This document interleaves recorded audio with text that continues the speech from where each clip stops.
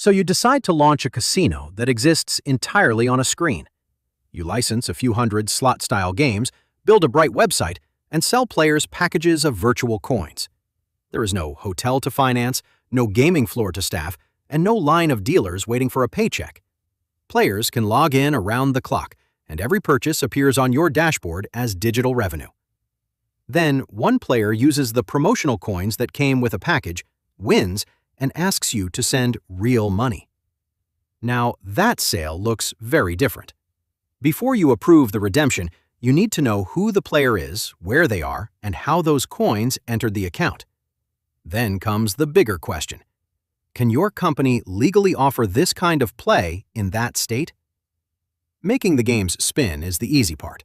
The real work is keeping two currencies separate while money moves through purchases, promotions, and prizes. The first currency is usually the simple one. Different sites use different names, but gold coins is a common label. A player can buy them, receive them as a bonus, and use them to play casino-style games for entertainment. The important part is that these coins have no cash value. If the player ends the night with a mountain of gold coins, they still can't turn that balance into rent money. If that were the entire product, you would basically own a casino-style social game with no cash out. People would be paying for digital entertainment, much as they pay for extra lives, cosmetic items, or other virtual goods. The second currency changes everything. The promotional currency is often called sweeps coins.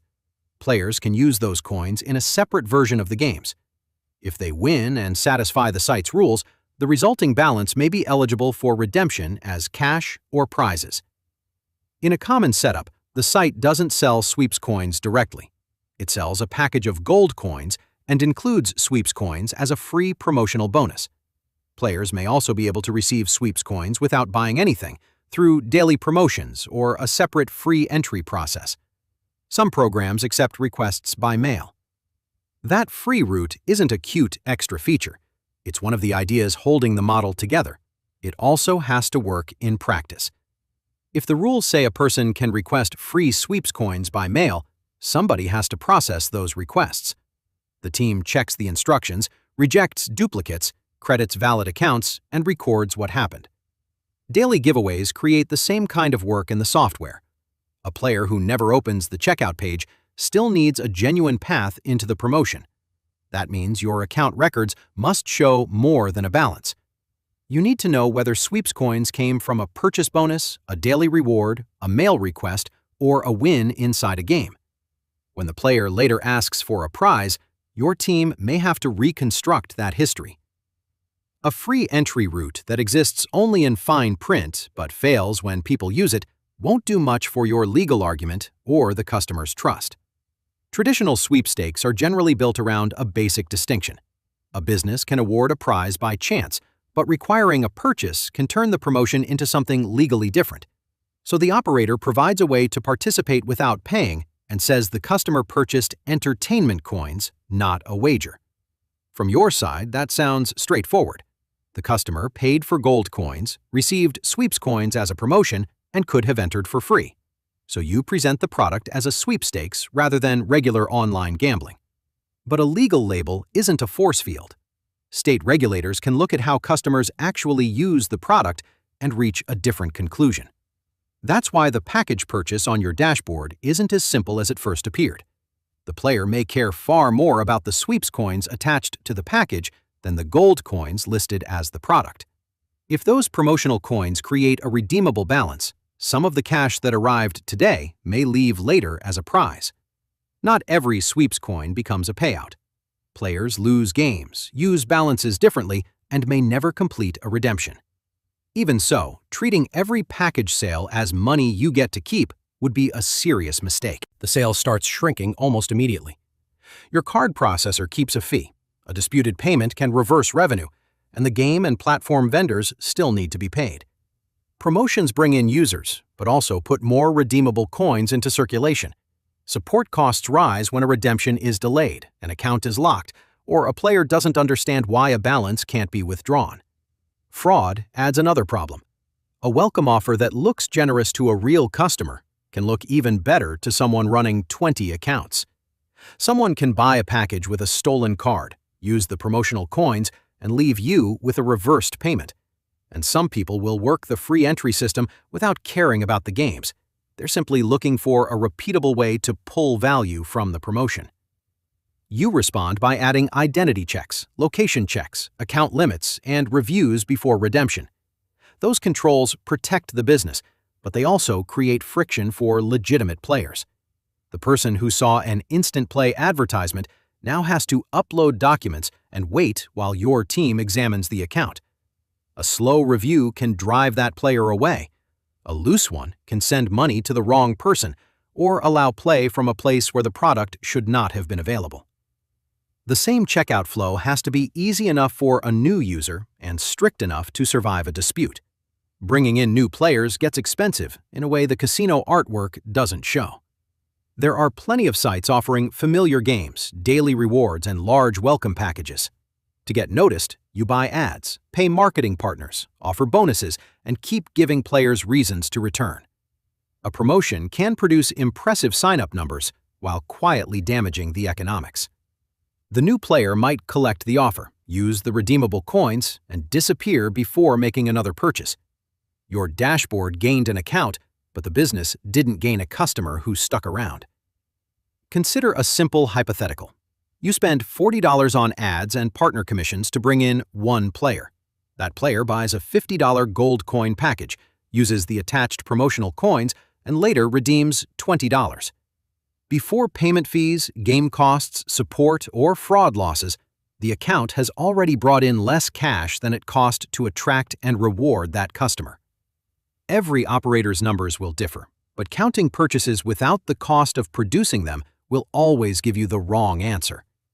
The most valuable customers aren't necessarily the people who win or lose the most in one session.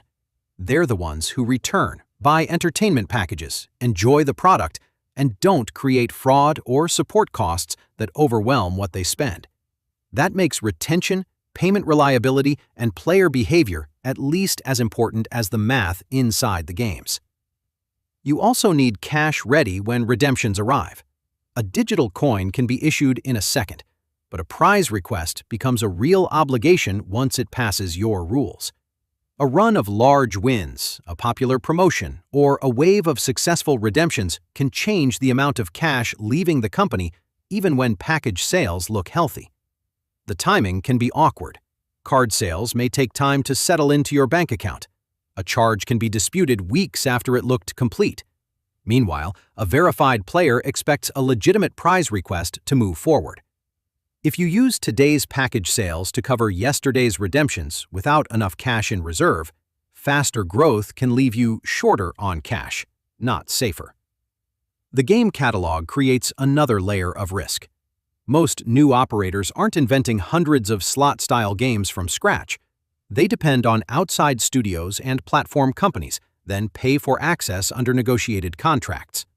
A game that attracts heavy play can increase sales, but a few large wins can also send more players to the redemption page at once. That means reliable software, clear game rules, and enough cash to handle weeks when redemptions run above normal. This is the moment when a business that appeared almost weightless starts to feel heavy. You may not own a casino building, but you still need cash reserves and people to handle fraud and customer problems. Legal advice, payment partners, game suppliers, and technology that can identify a player's location add more bills. And that location may matter more than anything else on the screen. There is no single nationwide rule for sweepstakes casinos in the United States. Each state can apply its own gambling, sweepstakes, and consumer protection laws. Some states allow operators to offer the model under particular rules. Others restrict it, challenge it, or prohibit it. In June 2025, New York's Attorney General announced that 26 online platforms would end sales of sweepstakes coins in the state after receiving letters demanding that they stop. The office said that risking cash-redeemable virtual coins on games of chance was gambling under New York law, regardless of how the coins were obtained or described. California went further later that year. The state enacted a law aimed specifically at online sweepstakes games that use two currencies, simulate casino gambling, and award cash or cash-like prizes. The law also reaches companies that knowingly support the operation, so the risk can extend beyond the website to payment processors, location checking services, game suppliers, and marketing partners. Imagine opening your email on a Tuesday morning and learning that a major state is no longer available. You stop new purchases there, block promotional play, update the terms, pause ads that were already paid for, and answer players who still have balances or pending redemptions. A version using only non-redeemable gold coins may remain available, but the feature that attracted many customers has disappeared. Revenue doesn't have to fall because players suddenly dislike the games. It can fall because the legal map changed around them. This also changes how an investor should value the company.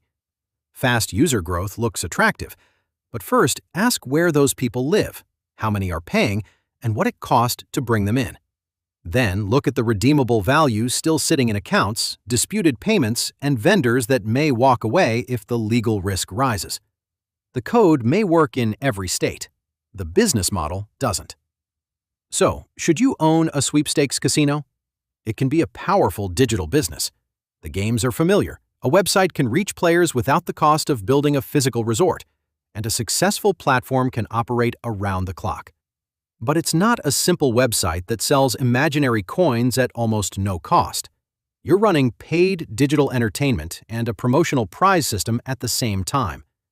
Gold coins stop at entertainment, while sweeps coins can end with a real prize claim. Customers experience both currencies on the same site, so the distinction has to be real in practice, not just something written into the terms. Go back to that first player. The package purchase appears in your account immediately. What follows is a chain of costs and decisions: the promotional balance, the game result, the identity check, the redemption request, the payment fee, and the state where the player was sitting. Only after all of that do you learn how much of the original sale was actually yours. A sweepstakes casino has no physical front door. Its real entrance is permission to serve a player in a particular state. When that permission changes, the whole business changes with it.